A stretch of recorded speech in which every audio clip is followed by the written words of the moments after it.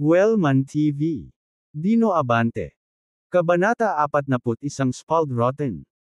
Si Brittany ay nakaramdam ng hindi kapani-paniwalang pagkakamali sa mga salita ni Dino at mabilis na bumaling kay Jessica para sa suporta.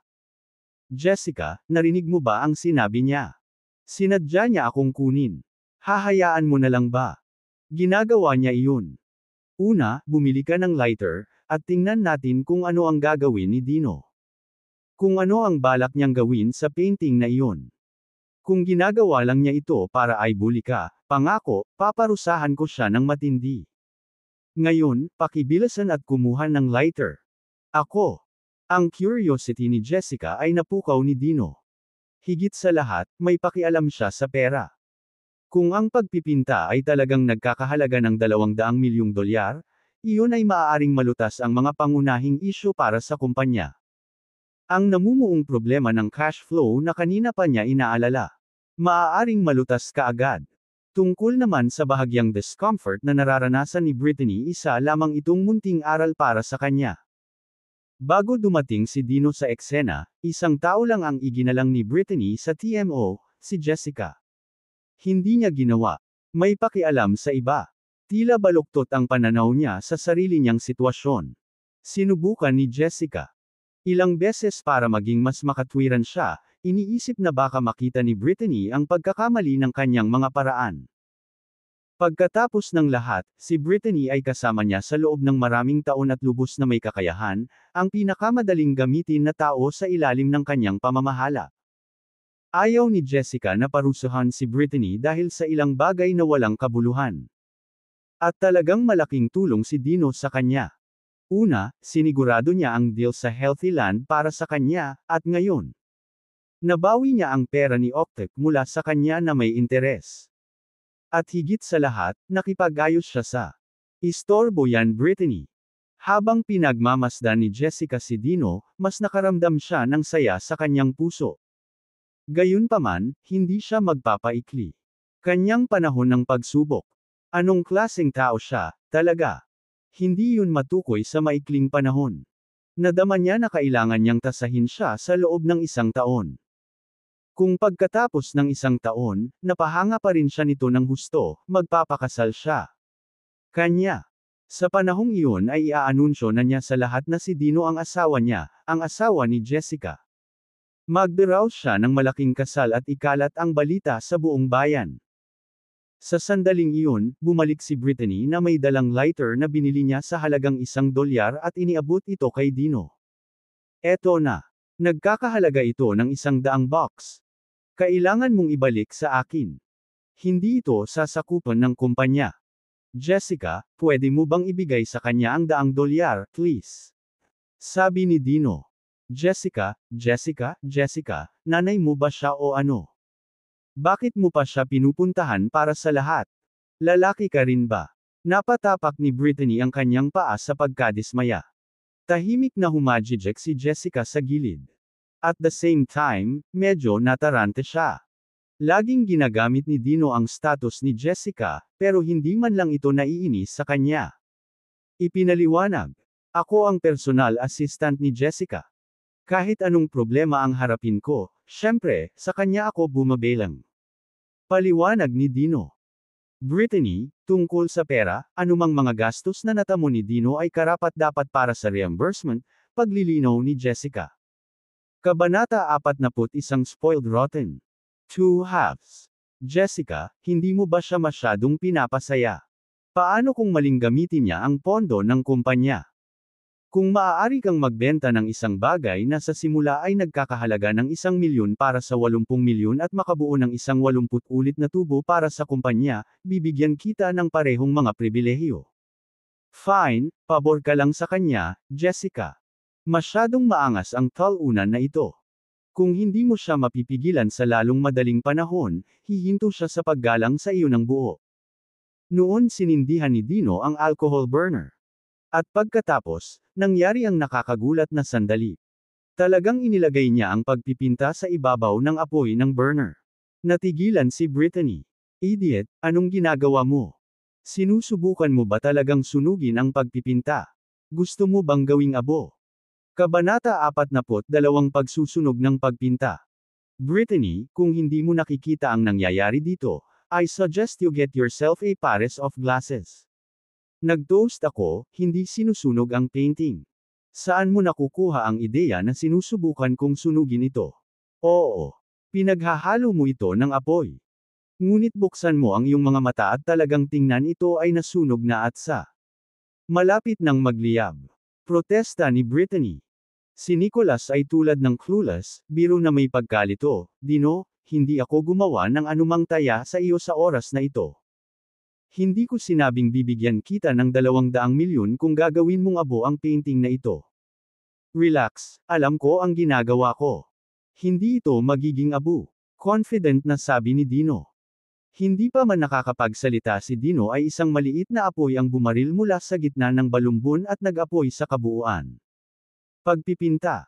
Si Brittany, na itinuro ang nagliliyab na pagpipinta, ay nagreklamo kay Jessica, tingnan mo Jessica, ang natalo na ito ay nagsunog ng pagpipinta. Nagkakahalaga ito ng 3 o 4 na milyong dolyar, at sinindihan lang niya ito. Sa ilang sandali, ang pagpipinta ay magiging isang tumpok ng abo, ganap na nawasak at walang halaga. Habang tinutupok ng nagniningas na apoy ang painting, bahagyang nagsalubong ang mga kilay ni Jessica, bakit mo susunugan ang pagpipinta? Dahil isisilang itong muli mula sa apoy. Hindi pa nagsasalita si Dino nang mabilis na sumabad ni Brittany. Kalokohan. Ang isang pagpipinta ay isang pagpipinta sa papel. Paano ito maipanganak muli mula sa apoy? Maya-maya lang, biglang namatay ang apoy. Ang balumbon ay nasa kamay pa rin ni Dino ngunit ngayon ay sunog at pumutok. Ang pagpipinta ay hindi naging abo, at nananatili pa rin ang orihinal nitong hugis, ngunit ito ay malinaw na pinaso. Nakita ni Brittany ang kanyang pagkakataon at nagmamadaling itinuro ang painting sa kamay ni Dino, na hinimok si Jessica, tingnan mo, Jessica, sinira ng tulala ang painting ni Monet, sinunog ito hanggang sa abo, kailangan mo siyang parusahan. Buo pa rin ang painting, di ba? Kontra ni Dino. Malapit nang maging abo. Kung hindi ka naniniwala sa akin, iling. Sa isang light shake lang, magiging tumpok ng papel na abo. Talaga. Pagkatapos ay panoorin mong mabuti habang inaalog ko ang painting. Lumapit si Dino kay Brittany at biglang iling ang scroll. Ang itim na abo na nasunog sa papel ay biglang umakyat, na tumakip sa mukha ni Brittany. Ang kanyang maganda at maesla na pisngi ay agad na naging itim. Napasigaw si Brittany. Kabanata 42 Pagsusunog ng pagpinta. Jessica, tingnan mo kung paano niya ako kinukulit. Wow! Nagdilim ang mukha ni Jessica sa galit habang mariing sinabi kay Dino, humingi ng tawad ngayon din. Pasensya na, Brittany. Kasalanan ko ta. Nang inalog-alog ko ang painting, hindi ko na binantayan ang direksyon ng hangin, at lahat ng abo ng papel ay napunta sa mukha mo. Hindi ko tinatanggap ang paghingi mo ng tawad, sinasadya mo. Sinadya mo akong i-bully, gusto mong pait-ayman ang mukha ko. Bullying, ayon sa rules ng TMO, dapat tanggalin ka. Jessica, dapat mong tanggalin siya. Brittany, relax. Humingi na ng tawad si Dino, at bilang senior staff member, dapat mas maging mapagpatawad ka. Ang tugon ni Jessica na ikinagulat ni Brittany. Ganito ang pambubuli sa kanya ni Dino, at ipinagtanggol pa ni Jessica ang talunan na iyon. Walang sinseridad ang paghingi ng tawad ni Dino. Hindi ito humingi ng tawad. Kabanata 43 Gintong papel. Hindi kayang labanan ni Brittany si Jessica ngunit mas lalong lumalim ang sama ng loob niya kay Dino. Nangako siyang gagantay at papawiin ang kanyang kahihiyan. Ginawa siyang tanga ni Dino at hindi nakialam si Jessica. Nagplano siya na ibalik ang mga table sa kanya sa pulong ng kawani sa susunod na linggo, sa harap mismo ng buong kumpanya. Tiyak na hindi papasok si Jessica noon. Kung hindi niya ito mapaalis sa trabaho, ipapahiya niya ito hanggang sa nahihiya itong manatili sa TMO at umalis ng mag-isa. Nagmamadaling pumunta si Brittany sa banyo para hugasan ang abo sa kanyang mukha. Pagbalik niya, nagulat si Jessica sa hitsura niya. Mukha mo. Ano? May problema ba? Mabilis na inilabas ni Brittany ang isang compact mirror mula sa kanyang LV bag at pinagmasdan ang kanyang mukha. Sa kanyang pagkabigla, ang kanyang balat ay mukhang nagliliwanag at kabataan, na para bang binalik niya ang panahon sa kanyang 18 taong gulang na sarili. Yung abo na pinagpag ko sa mukha mo ay talagang isang libreng regalo sa face mask. Ngunit ang mga epekto ay tatagal lamang ng isang araw. Babalik sa normal ang balat mo bukas, paliwanag ni Dino. Naniwala si Jessica sa kanya at sinamantala ang sandaling iyon para mahinang sabihin kay Brittany. Napagkamalan mo si Dino kanina. Hindi kanya kinukulit pero niregaluhan kanya ng isang mahimalang face mask. Ikaw mismo ang nakakita ng epekto. Gumamit ako ng hindi mabilang na mga maskara sa mukha, at walang kumpara dito. Kaya, dapat kang magpasalamat kay Dino at makisama sa kanya. At huwag mo na siyang pilitin pa. Ako, salamat sa kanya. At tigilan mo na ang panliligaw sa kanya. Ako ba ay may mali? Dahil sa sinabi ni Jessica, hindi na nakaimik si Brittany. Ngunit ito ang mga utos ni Jessica, at hindi siya nang ahas na huwag pansinin ang mga ito. Atubili at may propesyonal na ngiti, kinausap ni Brittany si Dino. Salamat.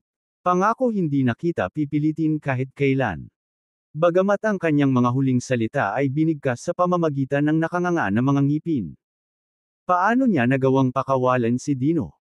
Hindi lamang siya nagplanong kunin siya, sinadya niyang pahirapan siya na siya mismo ang magbitiw sa TMO.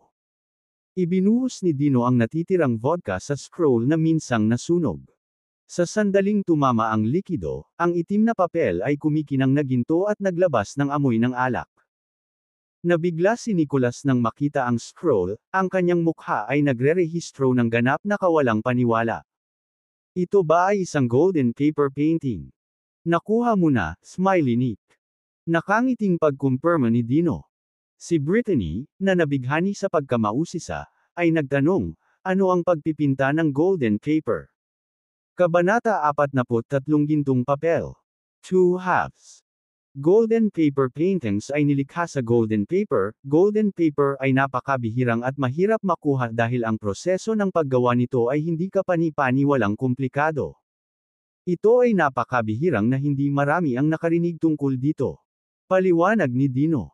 Kinuha ni Nicholas ang isang magnifying glass at maingat na siniyasat ang scroll. Matapos suriin ito, umiling siya.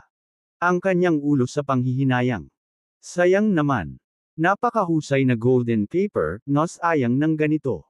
Agad na natuwa si Brittany, nasasabik. Smiley Nick, anong ibig mong sabihin na nasayang? Literal ang sinabi ko. Ang golden paper na may ganoong mataas na kalidad ay karapat-dapat lamang sa mga pinakapiling artista. Tingnan mo kung gaano kagarbo ang pagpipinta sa golden paper na ito ngayon. Kabanata 44 Ang lihim ng pagpinta. Habang umiiling si Nicholas sa panghihinayang, ibinigay niya ang magnifying glass kay Brittany, hinimok itong tingnan ang sarili. Nang masilip niya ito, isang nakakatuwang ngiti ang sumilay sa kanyang mukha. Ang pintura ay naglalarawan ng isang inahing tumutusok sa ang kanyang leeg ay nakayuko, ang kanyang mga pakpak ay nabali. Ang amateurish na likhang sining ay mas masahol pa kaysa sa isang grade schooler. Sa katunayan, sayang ang pagkakaroon ng ganoong likha sa mataas na kalidad na golden paper. Kaya't ang eating hen na ito ay ipininta dito, magkano na ang golden paper na ito ngayon? Tanong ni Brittany. Nagtataka. Kung wala ang pagpipinta na ito, ang golden paper ay nagkakahalaga ng 50 milyon. But with this hen and corn painting on it, it is barely worth 30 million, sagot ni Nicholas habang nakangiting lumingon kay Jessica, nag-aalok ng deal. Jessica, ang lupa sa Windows Street ay triple ang halaga. Kung ibebenta mo ito sa akin sa presyo mula sa 3 taon na ang nakakaraan, malulugi ka. Paano ito? Bibili ako nitong golden paper painting, 30 million lang ang halaga niyan, sa halagang 50 million. Ang dagdag na 20 milyon ay maaaring ituring na interes na nakuha mo para sa paghawak sa lupa sa Windows Street sa mahabang panahon. Smiley Nick, kailangan mo talagang tumingin ng malapitan. Na-reveal ko na ang kalahati ng totoong mukha ng painting na ito, hindi mo pa rin maintindihan, komento ni Dino. Ano bang sinasabi mo? Sinasabi mo bang hindi ko naiintindihan? Kinuha muli ni Nicholas ang painting at pinagmasdan itong mabuti. After confirming his initial assessment, he said, "This time, I'm absolutely sure na hindi ako nagkakamali. Ang pagpipinta na ito ay walang sinuman, isang walang ingat na doodle sa golden paper. Ito ay walang masining na halaga at isang pag-aaksaya ng pinong golden paper. Gayunpaman, sa paghusga sa kalidad at ningning ng gintong papel na ito, dapat itong mula sa ika-18 siglo. Kung kahit na ang isang hindi kilalang artist mula sa siglong iyon ay random na nagsulat ng ilang mga stroke dito, ito ay nagkakahalaga ng hindi bababa sa 100,000,000. Ang mga pagpipinta ng golden paper ay napakabihirang, at kung ang likhang sining ay may ilang masining na halaga, ang piraso na ito ay maaaring makakuha ng siyam na figure na kabuuan sa auction. Lalong nasaroon ng loob si Nicholas habang nagsasalita. Ang kanyang pamilya ay nakikitungo sa mga antique at fine art sa mga henerasyon. Upang makahanap ng isang bagay, isang kayamanan ng sining, upang mapagtanto lamang na ang halaga nito ay nasayang, ay masakit na masaksihan. Kung ang pagpipinta ng golden paper na ito ay tunay na gawa ng isang master, maaari itong itampok bilang isang nangungunang kayamanan ng Octek, na nakakakuha ng makabuluhang promosyon. At kung may ugnay niya ang golden paper painting sa Octek, ito ay magpapatatag sa kanilang katayuan bilang ang nangungunang auction house sa New York. Smiley Nick, panoorin mo ito, sabi ni Dino habang pinupulot ang painting at sinimulang kuskusin ito. Nagulat si Brittany. Nagmadali siyang pigilan ang mga kilos ni Dino, na pinagsabihan, "Anong ginagawa mo? Sino ang nagbigay sa iyo ng pahintulot na gawin iyon? Kung sisirain mo ang pagpipinta na ito, magkakaroon ng 50,000,000. Ang pagtatangka ni Brittany na makialam ay hindi naging hadlang kay Dino, na nagpatuloy hanggang sa tuluyang tumigil makalipas ang ilang minuto. Ang painting ay lukot at kulubat na. Galit na galit si Brittany. Tinuro niya ang ilong ni Dino, nag-aakusa. "Tingnan mo. Sinabi ko sa iyo na huminto. Bakit mo ginawa ito? Ngayon ang pagpipinta, ang gintong papel na nagkakahalaga ng 50,000,000, ay sinira mo." Lumingon si Brittany kay Nicholas at nagtanong, "Smiley Nick, magkano ang halaga ng golden paper painting na ito ngayon?" Kabanata 45. Nasira ang gintong papel. Hindi kaagad tumugon si Nicholas. Sa halip, pinagmasdan niyang mabuti ang painting gamit ang kanyang magnifying glass. Pagkatapos ng masusing pagsusuri, sa wakas ay nag-alok siya ng kanyang conclusion. Ang pagpipinta na ito ay gusot sa ganitong estado. Mukhang malabong maibalik. Higit pa rito, napansin ko na ang ilan sa mga gintong sinulid sa loob ay naputol. Ibig sabihin na wasak na itong golden paper. Bago ang pinsala, ito ay maaaring nagkakahalaga ng 30,000,000. Ngayon, bumagsak ang halaga nito, at kahit nasa presyong 3,000,000, maaaring mahirapan kang maghanap ng mamimili. Nilingan ni Nicholas si Dino na may nagtatakang ekspresyon. "Dino, based on your earlier actions, parang naiintindihan mo na ang hindi dapat gawin. Dahil nailabas mo ang golden paper painting na ito, dapat mo ring malaman na kung nasira ang mga gintong sinulid, bumababa ang halaga nito. Kaya bakit ito gagawin? May balak ka bang sirain ito?" Brittany chimed in with disdain, swerte lang siya dati. Sa palagay niya, ang paggawa nito ay madaragdagan ang halaga nito. Ngunit hindi lamang hindi nito pinahahalagahan. Ang pinakamahalagang golden paper ay nasira. Inilapag ni Dino ang golden paper painting sa mesa at nakangiting sinabing, "Brittany, gusto mo bang utusan ako? Ikaw, ang kulit mo. Gusto mo pa ba akong gumawa ng mga bagay para sa iyo? Brittany, kung yayain ka niyang umalis, pagkatapos ay pumunta ka. Jessica, binubuli lang niya ako. At paano kapag nabuli mo ang iba? Ako, emph." Tinadyakan ni Brittany ang kanyang mataas na takong at iritadong tinitigan si Dino, "Ano ang gusto mong bilhin? Isa pang bote ng vodka, sa pagkakataong ito ay higit sa 30 taong gulang. Vodka na may edad na higit sa 30 taon. Maaaring magastos iyon ng daan-daang libo. Kung hindi mo makuha ang 30 taong gulang na vodka, ang golden paper painting na ito ay magiging walang halaga." Maaaring hindi ka man lang makakuha ng 3 milyon para dito mula kay Smiley Nick. Ngunit kung makakahanap ka ng 30 taong bote, ang halaga ng golden paper painting na ito ay maaaring agad na tumaas sa mahigit 200 milyon. Sa pagbanggit ng 200 milyon, kumikinang ang mga mata ni Jessica, at inutusan niya si Brittany, bumili ka. Hindi tayo kapos sa pera. Kalokohan lang ng talo na ito. Pinagtatawanan lang niya ako. Jessica, kailangan mong tingnan ang kanyang panlilin lang. Hindi niya ako kayang lokohin. Kung sasabihin kong bumili ka, pumunta ka na lang. Kung ang 100,000 ginagastos natin ay hindi gagawing 200 milyong dolyar itong golden paper, tiyak na parurusahan ko siya. Sige, bibili ako ng alak. Hindi ako naniniwala na ang isang bote lamang ay magkakaroon ng anumang pagkakaiba. Kabanata 45 Nasira ang gintong papel. Siyempre, hindi naniwala si Brittany kay Dino.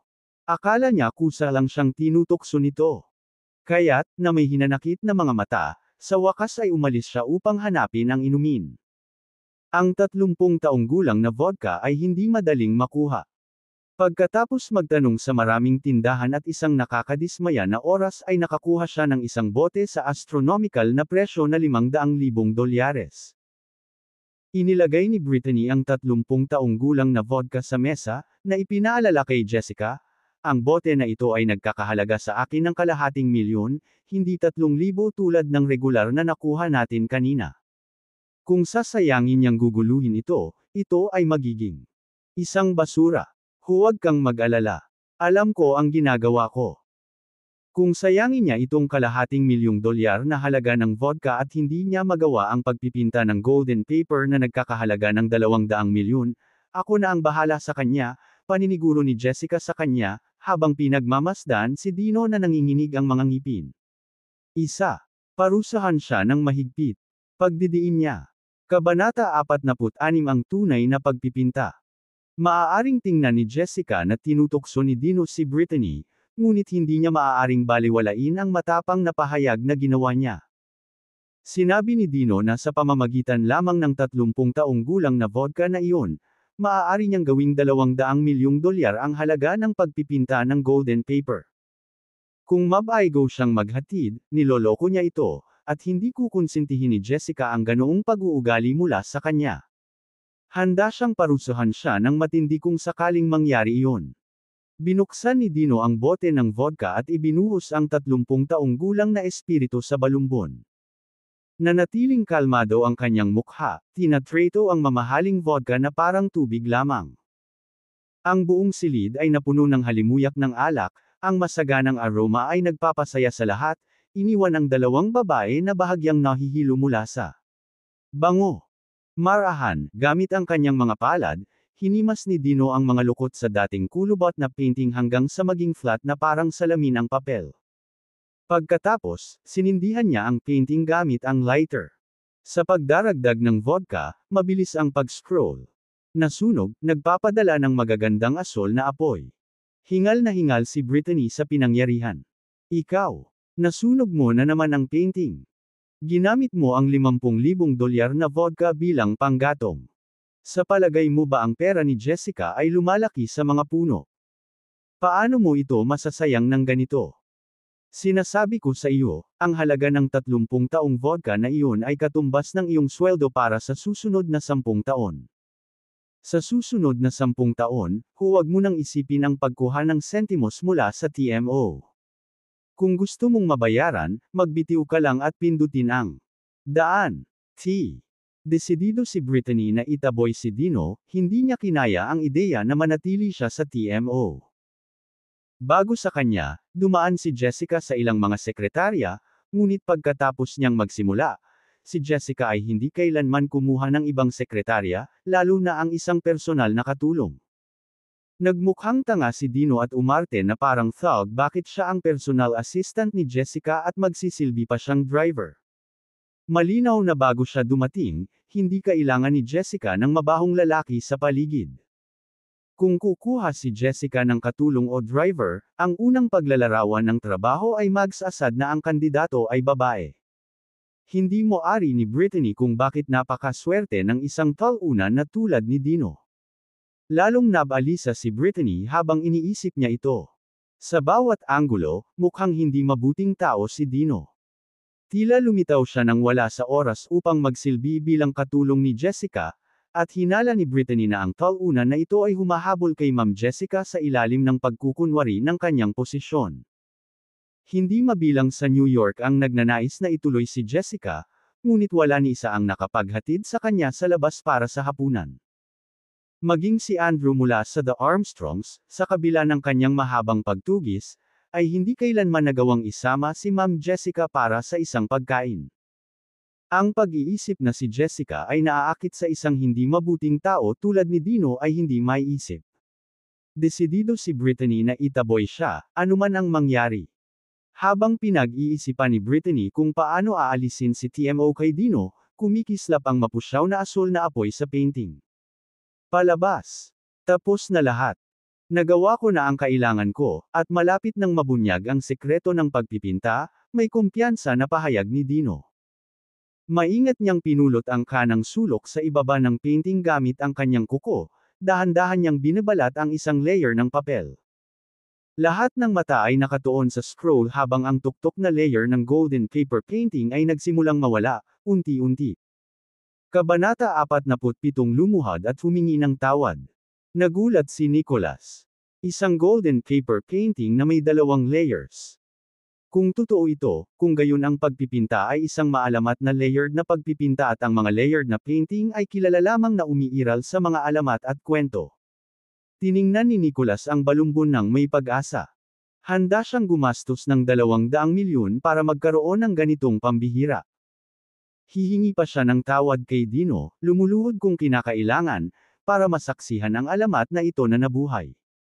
Sa isang mabilis na galaw at tunog ng pagpunit ng hangin, binalatan ni Dino ang pagpinta na ganap na nakabukas. Ang pagpipinta ng golden paper ay nahati sa 2, ang isa ay pilak, at ang isa ay ginto. Ang pilak ay isang pilak na papel na pagpipinta, at ang ginto, sigurado, isang golden paper na pagpipinta. Habang ang mga pagpipinta ng silver paper ay hindi. Maaari pa ring makakuha ng mataas na presyo. Kasing halaga ng mga golden paper, sila. Mabilis na kinuha ni Nicholas ang kanyang magnifying glass para suriin ang 2 painting. Nanginginig ang kanyang mga kamay habang nakatingin sa silver paper painting ang kanyang magnifying glass na nanginginig sa kanyang pagkakahawak. Gaujin. Itong silver paper painting ay ipininta ni Gaujin. Bulalas niya. Pagkatapos, bumaling sa golden paper painting, Monet. Si Monet talaga. Ang golden paper painting na ito ay ni Monet. Pagkatapos ng kanyang inspection, lumuhad si Nicholas sa harap ni Dino ng may kaluskos. Dino, pwede mo bang ibenta sa akin itong 2 painting? Handa akong magbayad ng 500 milyon para sa 2. 5H. 100 milyon. Tamang halaga iyon, mabilis na reaksyon ni Dino, tinulungang makatayo si Nicholas. Tumayo ka. Sapat na ang paghingi mo ng tawad. Thud. Lumuhad muli si Nicholas. Guro, mangyaring tanggapin ako bilang iyong disipulo. Bakit lumuluhod ka na naman? Bumangon ka na. Hindi ako kumukuha ng mga alagad. Guro, kung hindi mo ako tatanggapin, mananatili akong nakaluhod dito. Sige, sige. Kukunin kita bilang isang alagad, ngunit huwag mo akong tawaging guro. Ano ka, 40750? Tinatawag ako. Master, would imply I'm 70 or even 801 so, from now on, just call me Dino, okay? Oo, Master. Sabi ko sa iyo, huwag mo akong tawaging Master. Oo, Guru. Sa harap ng iba, Dino ang itatawag ko sa iyo. Kung tayo lang, Master, ang itatawag ko sa iyo. Pag-alis sa Optec, may nag-click para kay Jessica, at tumingin siya kay Dino nang nakangiti. Tinatawag ka ni Master Joshua na Master Dino. Don't tell me siya, tulad ni Smiley Nick, ay naging disipulo mo. Napakamot ng ulo si Dino, umamin, oo, tama iyan. Alam ko na. Kung magkaibigan lang kayo, bakit tuwang-tuwa si Master Joshua noong araw na iyon? Naging siya pala. Kabanata 47 Lumuhad at humingi ng tawad. Two halves. Alagad mo rin. Ikaw na hamak, alam mo ba kung sino si Master Joshua para maglakas loob na kunin siya bilang iyong disipulo? Sinasabing si Master Joshua ang pinakasanay na doktor sa Estela at ang pinuno ng pamilyang The Grants. Ang lakas ng loob mo. At si Smiley Nick, naisip mo ba na nakangiti lang siya palagi? Kung gusto nating pumasok sa industriya ng mga antigo, kailangan natin ang kanyang pahintulot. Wala kang ideya kung sino ang kinakaharap mo. Ako lang ang kanilang Panginoon. Hindi ko sila pakakasalan, di ba, Jessica? Gumanti naman si Dino ng isang magaan na komento na agad namang nakakuha ng matalim na tingin mula kay Jessica. Kasal ka na.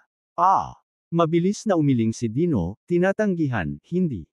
Pinagbawalan siya ni Jessica na ipaalam sa publiko ang kanilang kasal. Kasama si Brittany doon, kailangan niyang tanggihan ito.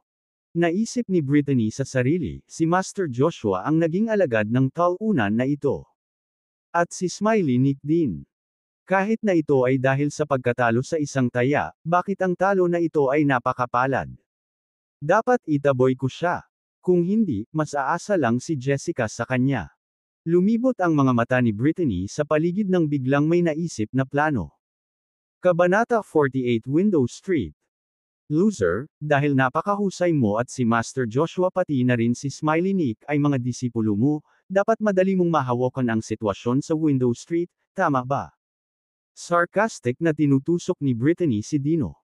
Sa pagbanggit ng Window Street, pinandilatan agad ni Jessica si Brittany at pinagalitan, tumahimik ka nga. Huwag simulan ng gulo. Ang reaksyon ni Jessica ay pumukaw sa pag-uusisa ni Dino, naramdaman niyang may malaking isyu sa Windows. Kalye. Nagpasya siyang magtanong tungkol dito at, kung maaari, lutisin ang usapin. Kung tutuusin, ang asawa niyang si Jessica. Ang mga alalahanin ay ang kanyang mga alalahanin din. Window Street. Iyon ba ang parehong piraso ng lupa na binanggit ni Smiley Nick? Yung 3 taon ng hawak ng TMO na walang development. May mali ba doon? Hindi mo na kailangang magtanong tungkol sa Window Street. Hindi mo kailangang maging kasangkot. Hindi mo malulutas ang problemang iyan, pinawalang bisa ni Jessica ang tanong sa isang pangungusap. Pagkatapos ay bumaling siya kay Brittany, you are never to speak of Window Street again. Ang pangunahing gawain ng aming grupo sa ngayon ay ang proyektong pakikipagtulungan sa Healthy Land. Maaari naming itabi ang Window Street pansamantala. Kapag tama na ang panahon, ako. Bahala na. Ngunit Jessica, nag-invest kami ng 50 bilyon para masecure ang prime spot na iyon sa Window Street sa Delvin Hub. 50 bilyon ang nakaupo doon sa loob ng 3 taon na walang ni isang balik. Kung hindi namin tutugunan ang isyu sa Window Street, mananatiling dehado ang grupo. Ang aming pakikitungo sa Healthy Land ay nasa maaga pa. Mga yugto, na hindi makabuluhang magpapahusay sa sitwasyon ng pagpapatakbo ng aming grupo. Ang krisis na kinakaharap ng TMO ay hindi maresolba hanggang sa simulan natin ang proyekto ng Window Street. Lahat ng malalaking korporasyon at prominenteng iyon. Ipinapalagay na ngayon ng mga pamilyang nakikipagtulungan sa amin mula sa ibang mga lugar ang The Matthews ay walang impluensya sa Delvin Hub. Kung hindi, bakit hindi pa natin inaayos ang Window Street? Sabi ko wag ka nang magsalita. Gusto kong magsalita. Hindi ba ito ang talo ang Panginoon ni Master Joshua? Hindi ba siya din ang master ni Smiley Nick? Pinangunahan ni Master Joshua ang pamilyang The Grants ng Washington, at si Smiley Nick ay isang pangunahing tauhan din sa Delvin Hub. Kung sinabi lang ni Dino sa kanila na tulungan kami, ang problema sa Window Street ay maaaring malutas kaagad. Siyempre, kung tinanggap lamang siya ng kanyang mga tinatawag na mga alagad, bilang kanilang Panginoon dahil sa isang natalo na taya, kung gayon nagdududa ako. Tutulungan nila tayo. Sa kasong iyon, sa katunayan, ang isyu sa Window Street ay mananatiling hindi malulutas. Kumbinsido si Brittany na hindi tutulungan ni Joshua o ni Nicholas ang TMO sa Window Street. Ang masyadong makabuluhan ang problema, kahit na gusto nilang tumulong, magkakaroon ito ng malaking halaga. Kung magsasabi ka ng isa pang salita, matutuwa ka bang bumalik sa dormitoryong iyon na may mga daga at ipis? Gumagala. Banta ni Jessica kay Brittany ng mabagsik na mukha bago bumaling kay Dino. Dino, maganda ang performance mo ngayon. Walang pakialam sa iyo ang Window Street. Ako na ang bahala. Huwag humingi ng tulong kay Master Joshua at Smiley Nick. Wala silang magagawa tungkol dito. Window Street lang yan. Hindi tulad ng hinihiling mo sa akin na bilhin ang Wall Street. Hindi ko kailangan humingi ng tulong. Kaya ko ang sarili ko. Kumpiyansa na sagot ni Dino. Hey! Isang malamig at mapanuksong tawa ang pinakawalan ni Brittany. Ang sanggit mo talaga. Sa tingin mo ba pwede ka lang magsalita? Kabanata 49 na Underworld. Hindi ko ba alam? Kung gayon bakit hindi mo sabihin sa akin kung ano ang pakikitungo sa Window Street?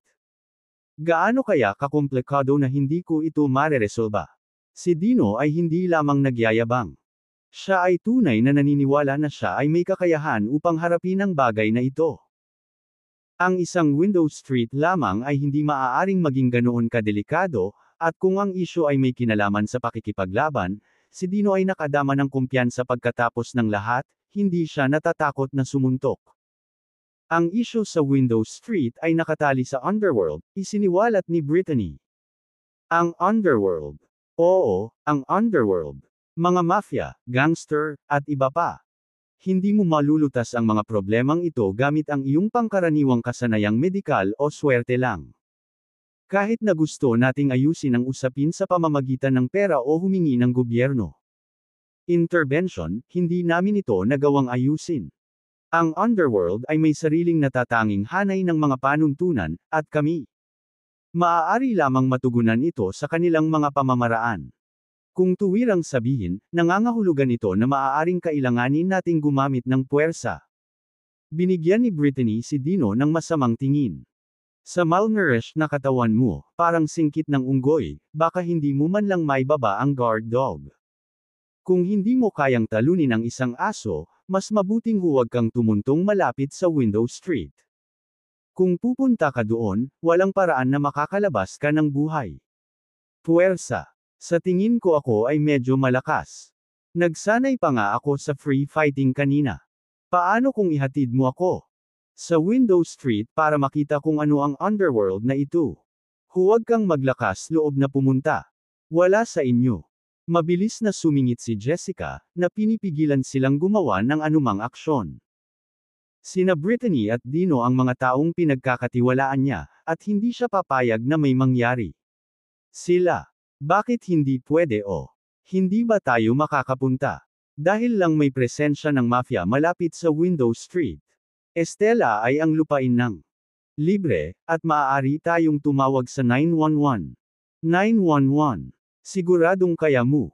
Kung iyon ang makakalutas sa problema, bakit sa palagay mo ay iniwan natin ang kapirasong lupa na iyon na walang ginagawa sa loob ng 3 taon? Hindi ba sinabi sa'yo ni Brittany? Ang mga usapin na kinasasangkutan ng Underworld ay malulutas lamang sa pamamagitan ng kanilang mga paraan, at ang mga pulis ay hindi makikialam. The Underworld's way, which I guess you mean is fighting, right? Nabanggit ko kanina na nag-training ako sa free fighting sa loob ng ilang buwan, kaya hindi mo kailangang mag-alala tungkol sa akin. Napatawa si Brittany sa kumpiyansa ni Dino. Hey, nanunuya siya bago nagtanong, alam mo ba kung anong problema ang kinakaharap natin sa Window Street? Malaya pakikipaglaban. Sa tingin mo ito ay WWE. Kung pupunta ka sa Window Street, hindi ka papasok sa Black Panther Club bago kanila paalisin. Black Panther Club. Ano yun? Ang may-ari ng Black Panther Club ay si Justin Mills, isa sa nangungunang 10 eksperto sa Delvon Hub Martial Club United. Ang Black Panther Club ay hindi lamang isa sa mga pinakaunang club na sumali, ngunit isa rin ito sa pinakamalaki sa 8 pangunahing club sa Delvon Hub, bawat miyembro ay may propesyonal na manlalaban. Matapos makuha ng TMO ang lupa sa Window Street, binayaran namin si Justin ng napagkasunduang kabayaran.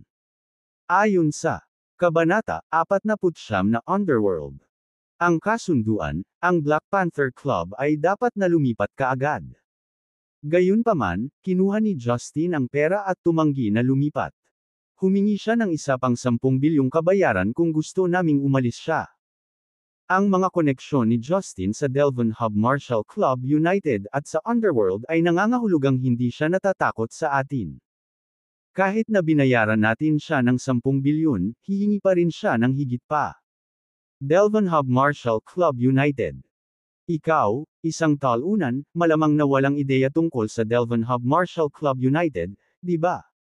Ito ay isang alyansa ng lahat ng mga martial club sa Delvin Hub. Kung ang isang club ay nagkakaproblema, ang iba ay magpapadala ng mga reinforcement. May bulong-bulungan na ang mga tinatawag na club, na ito ay pinamamahalaan ng mga miyembro ng gang.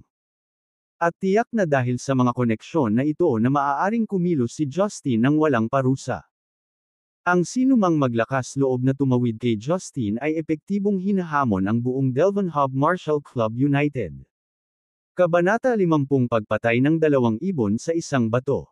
Matapos marinig ang paliwanag ni Brittany, tumawa si Dino.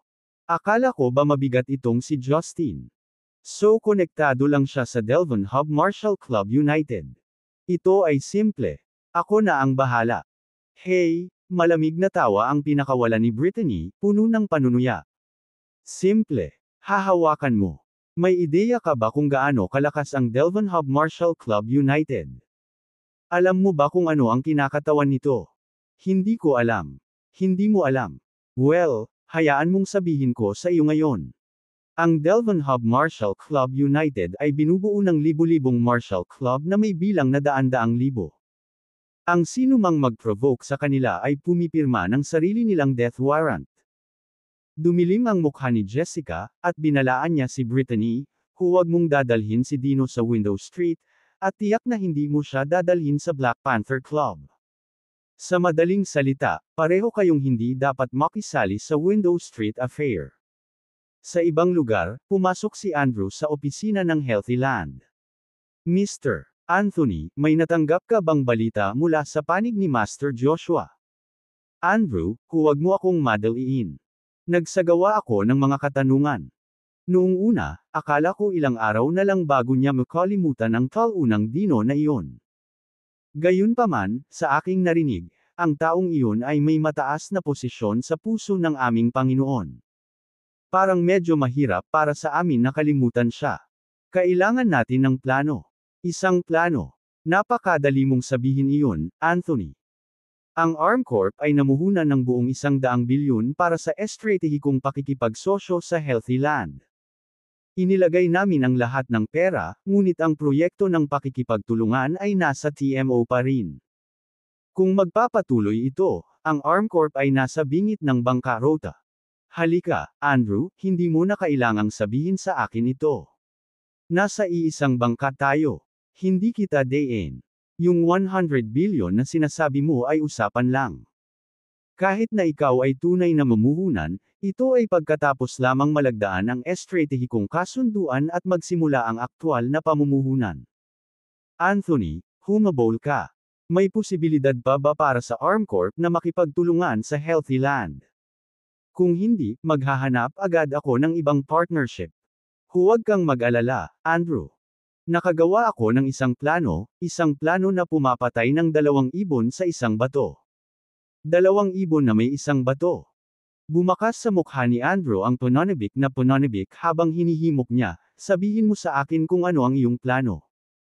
Ayon sa aking mga mapagkukunan, bumili ang TMO ng isang piraso ng lupa 3 taon na ang nakakaraan, na kilala bilang Window Street. Matapos bilhin ito, wala na silang nagawa. Hindi dahil sa ayaw nila kundi dahil may isang tao sa Window Street na hindi kayang hawakan ng The Matthews family. Ito ay, oo, narinig ko na ang tungkol dito. Mayroong Black Panther Club sa Window Street. Ang may-ari ng club, si Justin, ay isa sa nangungunang 10 underworld figure sa Delvin Hub. Binayaran na ng TMO ang kabayaran kay Justin ayon sa kanilang kasunduan. Dapat ay umalis kaagad ang Black Panther Club, ngunit gusto ni Justin ng higit pang 10 bilyon. Mula sa TMO, kaya nanatili ang club. Hanggat hindi kumikilos ang Black Panther Club, hindi maaaring simulan ng TMO ang pagtatayo.